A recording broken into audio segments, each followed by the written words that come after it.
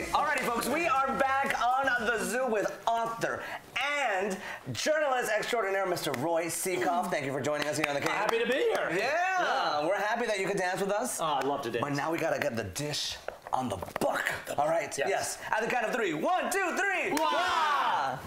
All right, Roy, I think that you stole my title because the title to my life is lack self-control. Okay. I totally lack self-control. Did you get that from your teachers as well? I got that from being Cuban growing up in Miami. I'm from Miami You're too, from Miami. so I know from Cuban and Miami. Coral Gables. All my best friends. Okay. Yes. Oh, wow. But you know, I always tell people about the racial dynamic in Miami. There's Cubans are now basically the majority. Correct. Okay? Correct. And then are there any white people? And I go, do Jews count? Because that's basically the only non-Hispanic white people in Miami. I mean, there's a few, but We're still there. Yeah. Because when I was growing up, I'm older than you, obviously, as we can see.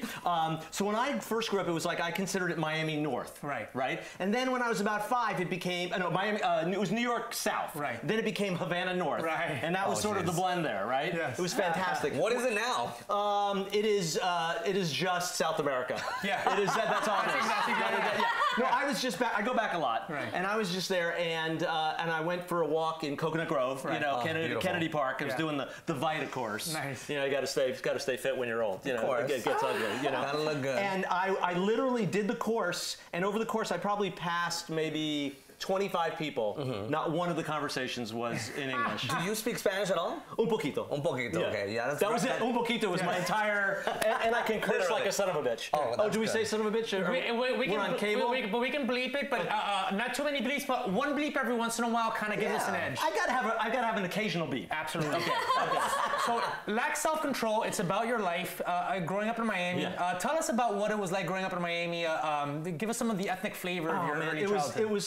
It was fantastic. You know, I really feel like, especially my high school years, Miami was the classic melting pot. Especially Coral Gables. Right. So when I went to high school, you know, we had the students from Calle Ocho. You know, they drew from that group, so we had the Cubans. Right. Then we had the African Americans who kind of predominated, live in the Grove. Okay. Then we had the old money WASP, white people. Right. And then we had the Nouveau Riche Jews who were down south. Okay. And you put that all together, and it was this actual classic melting pot. How fun. And I felt obviously so blessed to be able to, you know, because listen, I don't know if you feel this way, but you grow up in your own culture. Yeah. You kind of get bored with it at a certain point, you know? Yeah, you want to see the world. Right? Yeah. So suddenly I went to, and I gotta admit, because my age again, when I was in elementary school, my elementary school was segregated. What? Until 4th grade. Wow. Like around what years was that? That 50s was or 60s? 1967? Wow. Something like that. Wow. Okay. And so, you know, terrible. But we didn't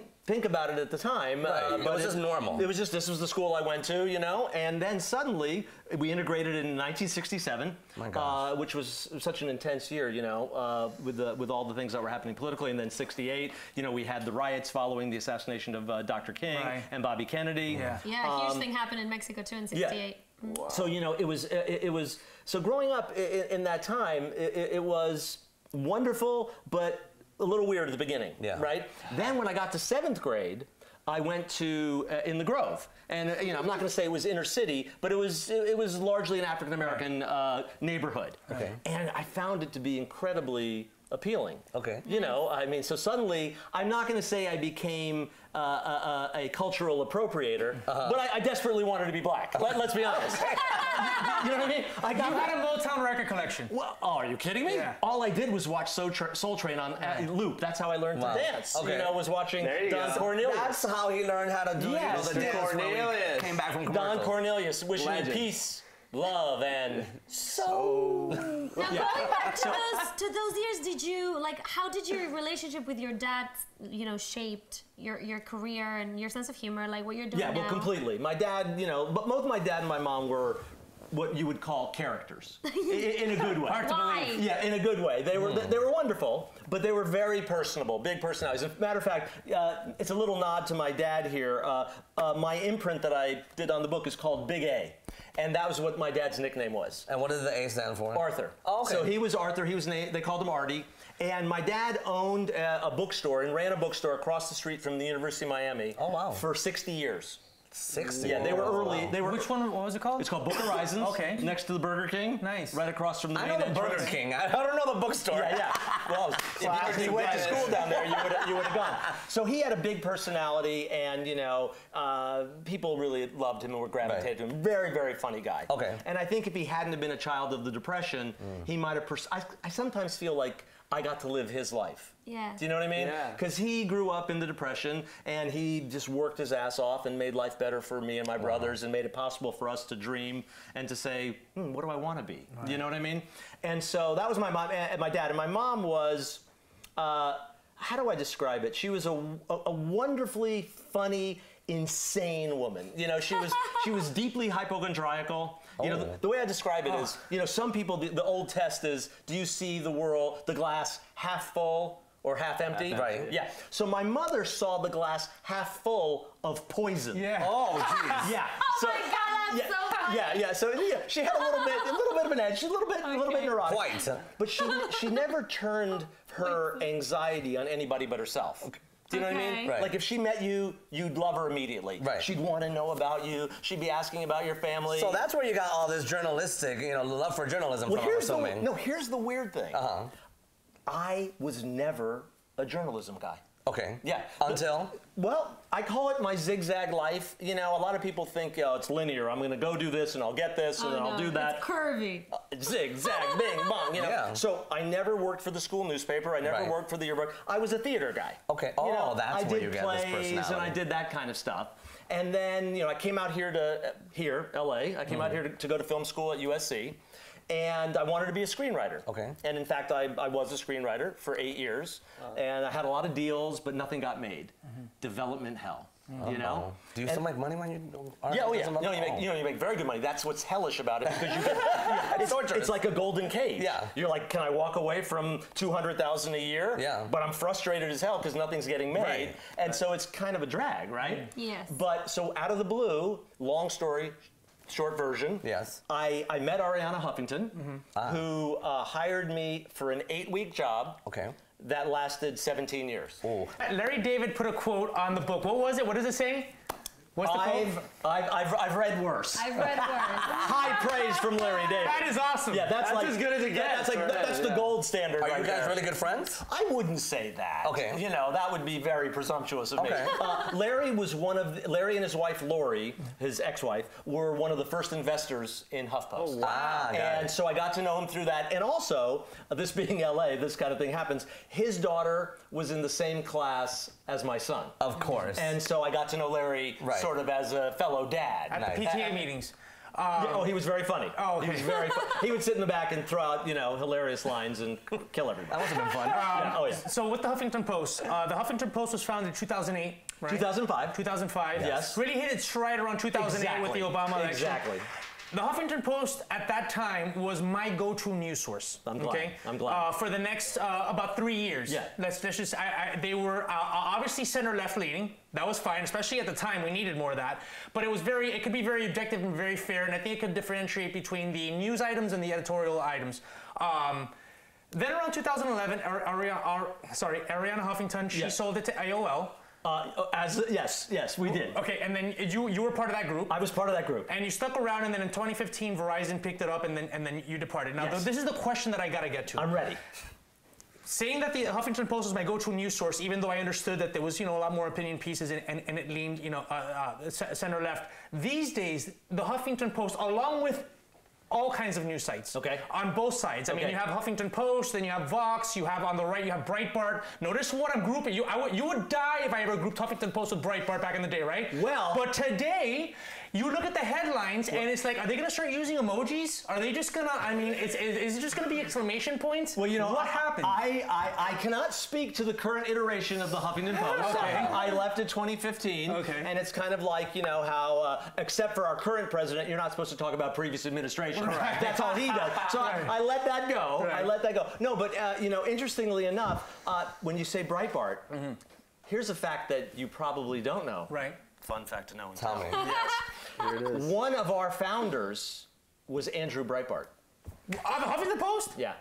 One of the co-founders. So do you think that? But do you think that here's what happened? You know, when Breitbart, kind of rose, and I think that conservative media definitely took the lead on being biased. But since there's less of them, right. they felt they had to hit harder on that. So the Huffington Post, I think, saw that their success with clickbaits, and I feel that, and not just the Huffington Post, by the way. I'm including Salon, BuzzFeed. Actually, BuzzFeed is actually at the top of the list when it comes to this. BuzzFeed is probably more. Also founded by one of the co-founders of the Huffington Post, Jonah Peretti. So it all comes back to the fountain, fountain of HuffPost, spewing the diaspora. But these quote-unquote news sites now are... Quote-unquote, oh, you're going air quotes on that now. So they don't believe in objective reporting anymore. It's all editorial. Wait a minute. Okay, hold on. Let's get serious for a second. I was having fun on the zoo, but now he's bringing it Yes. Are you hopping on the fake news bandwagon? Is that what you're doing? No, I'm saying that there is no news anymore. There's no news. There's nothing objective.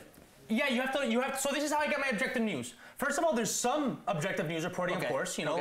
What I try to do is I try to get the liberal media, and then I get the conservative media account, and then I triangulate, and I notice, ooh, the liberal media leaves this fact out, or they defend it, or they try to explain it away because it doesn't fit their narrative. The conservative media will leave this fact out, or they'll explain it away because it doesn't fit their narrative. And then I triangulate, and then I try to get to the middle. I don't want to say that you're sounding a little bit like John Nash, the guy from A Beautiful Mind, but if I go into his dressing room, he's going to have the pins over there, and the yarn. I'm triangulating because Trump said that over here, Rachel Maddow divided by Sean Hannity. Boom, boom, Trump. Yeah, no, I hope you just ran his head. You literally. And you know what? It was not a good place to be. I'm a little bit. So where do you get your objective news then? I rest my case. I try to read everything across the spectrum. Okay, so you agree with me on that? I do agree with you with that. I think there's some really great reporting being done by, the classic. I'm not anti, traditional media. Right. I think the New York Times is doing some great work. I think the Washington Post, since Bezos bought it, has been doing some fantastic work. I'm hopeful that with the new ownership, the LA Times. Politico.com is fairly fair, I think, as far as... Yeah, I mean, if you want to just find out the nuts and bolts of what's happening, Politico, The Hill, there's good stuff being done there. And there's great stuff being done, by small places. And what about the Huffington Post? Why are they just turning into a Breitbartish, Why do you want to ask me about my... Because you founded the Huffington Post. But why do you want me to talk about my ex-wife? It's like, why did you get divorced to that bitch? I don't know. That's not fair. Fair. No, listen. By the way, that's one beep. Beep. But by the way... I think we can say that word on TV. I don't have an ex-wife. Okay. Happily married, 25 years. Just want to point that out. It was a metaphor. It was a metaphor. And I agree. I like that. Okay, so I'm not going to ask you about the Huffington Post anymore. Do you think that media You can ask me about the Huffington Post pre-2015. Yeah, they did a great job. End of story. That was my favorite. The Huffington Post. When I left, it went to...